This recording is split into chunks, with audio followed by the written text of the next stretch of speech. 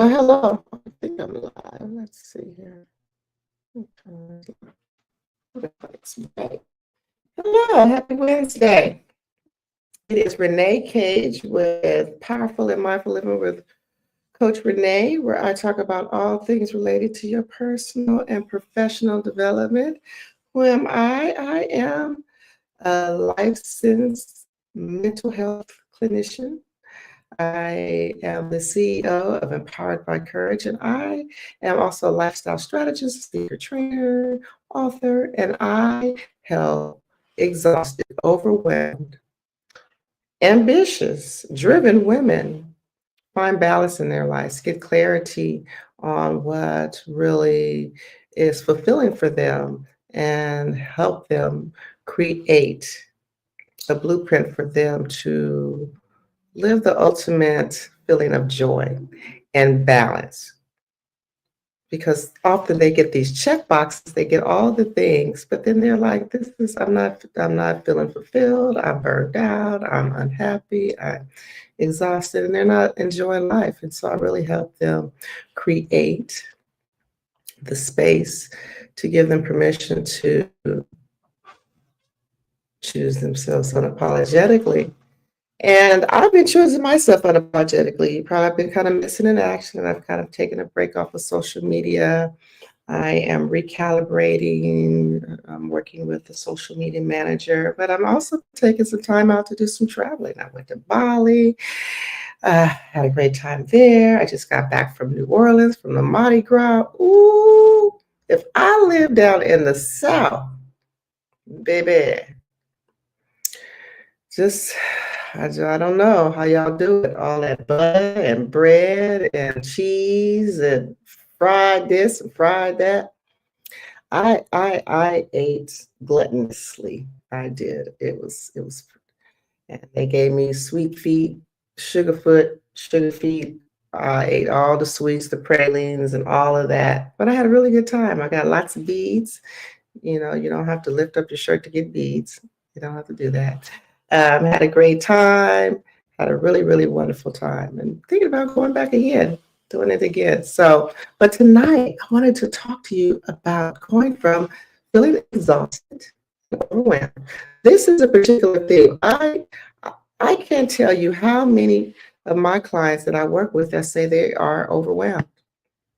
They are exhausted. That is like their number two names, words to describe what they're since they're feeling. Sometimes they say I'm stressed out, but most of the time they say I am overwhelmed.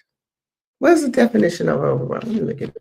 What is the definition of overwhelmed? Well, according to taking so long. According to the library, the Google dictionary, overwhelmed says, why is it taking, okay. Bury or drawn beneath a huge mass, defeat completely.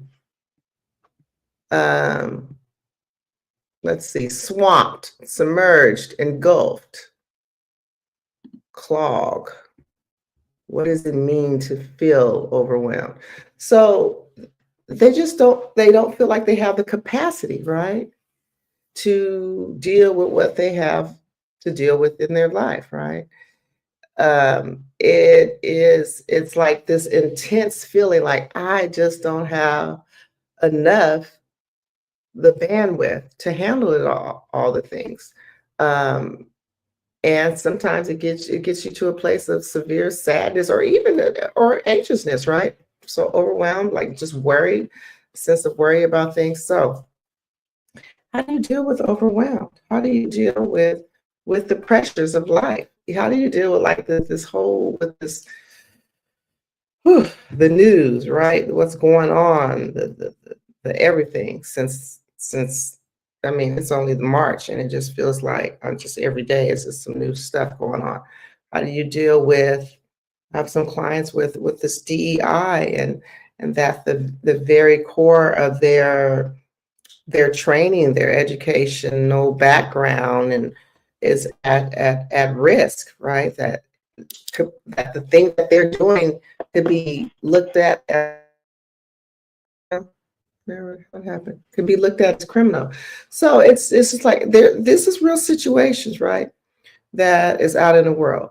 However, there are things that we just don't have control over, right? We don't have control over what 47 do, but we do have control over how we manage our own sense of wellness. We have control over how much we consume.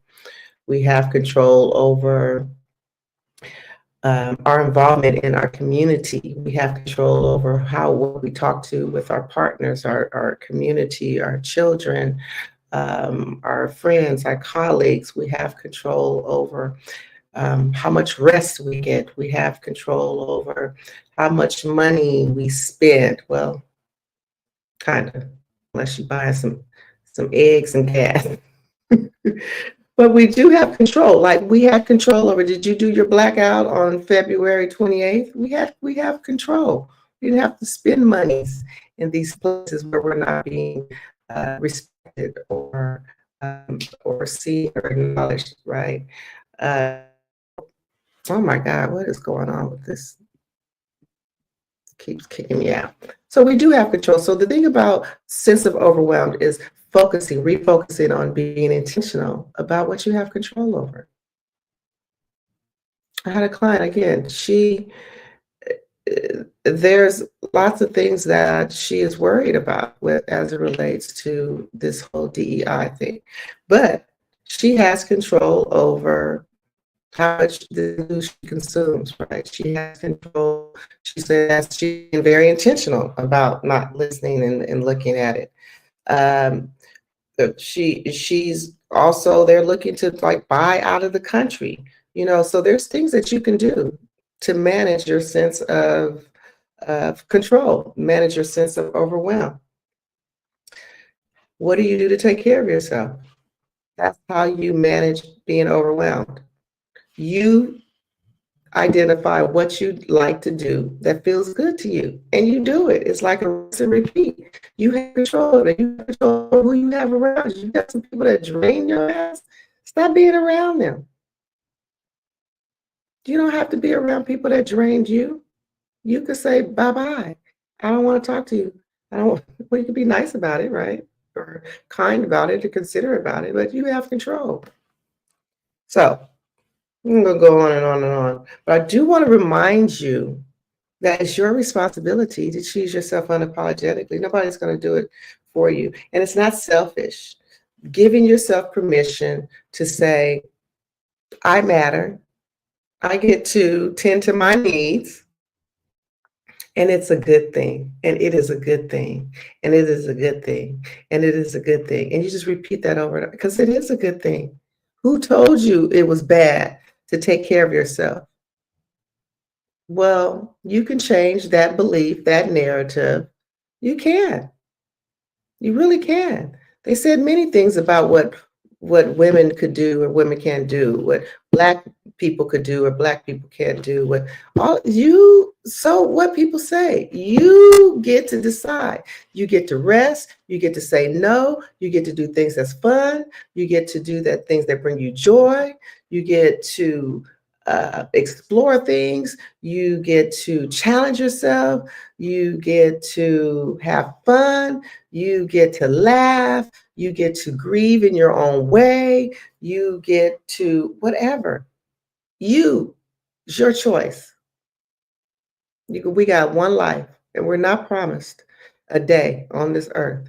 I don't even care how healthy you are. So you can be healthy to feel like you could, but sometimes that don't even matter, right? So each day you get to choose how you want to show up.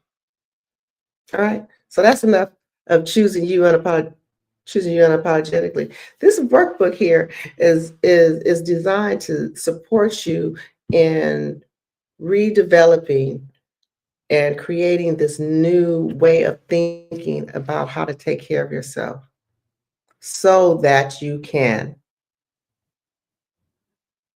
have a sense of freedom, a sense of fun, a sense of relaxation, a sense of impact, a sense of joy, right? Just like this is about you. Can you see it? I choose me unapologetically. Say it for the people in the back. All right. So I'm going to give you some highlights of some things that's coming up. If you haven't already gotten your ticket for the Madam C.J. Walker, what are you waiting on? It is time to get your tickets. We are almost sold out. You do not want to miss out on this. Judge Lynn Toller, I just love her to death. She is our keynote, and you know she does not mince her words. She is a straight shooter, but she shoots love. She shoots it through all love and great intention. I'm so excited that she is going to be our keynote. Get your ticket. It is for a great cause. We are raising money to send these babies, these young ladies off to college. We need your help. We need your help to support this great cause.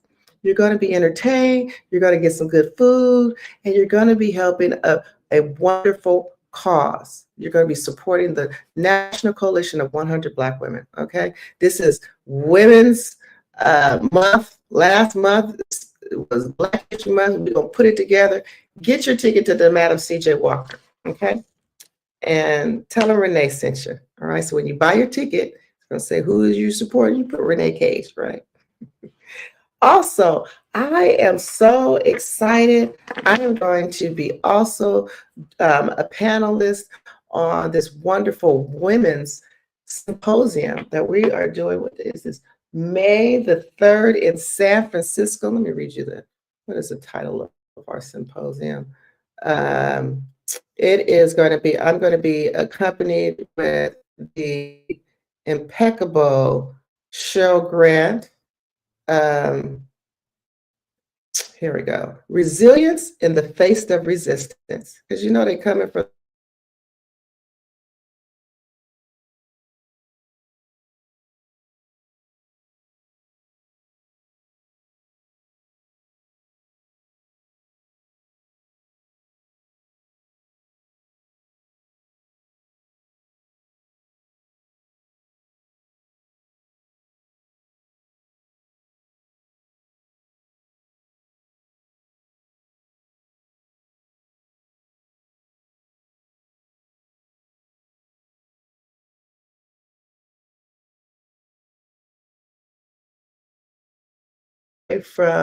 we're doing this from 2 to 6. Save the date, San Francisco from 2 to 6 at San Francisco State University, University of San Francisco. So excited to do that. It's going to be moderated by Dr. Michelle Hector. We're going to also have, I think, Verena. She's going to be talking to us about some, what is that, estate and wealth building. So we're just going to be talking about the mind, body, and money connection as it relates to Black and brown women, and dealing with this whole attack. So it's attack. It's an attack on all peoples. That's frankly, that's not a white man or a white man, or even a white woman, but mostly. If you're not one of them, you be an attack. So this is a great symposium, and more information to come. So that's going to be May 3rd, but get your tickets for March 23rd, and I'll see you next Wednesday at 6:30. Powerful and Mindful Living with Coach Renee. Peace out.